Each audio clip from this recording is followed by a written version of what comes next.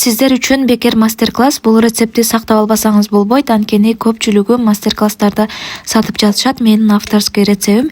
Эң биринчи эле жумуртка менен сахарды жакшылап аппак масса болгучакты миксерлейбиз.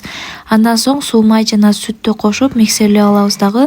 Унга разрыхлитель кошуп, массабызга кошуп, астынан үстүн көздөй жакшылап аралаштырабыз.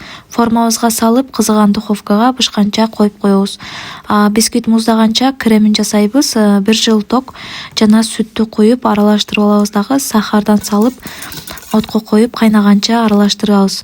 Кайнаган соң башка идишибизге коюп, муздаганча коюп коебуз. Муздаган бисквиттерди ушинтип кесип алабыз. Комнатный температурада турган сливочный маслону аппак масса болгучакты аралаштырабыз. Андан соң жанагы муздаган кремди кошуп миксерлеп алабыз. Ушундай сонун крем болот.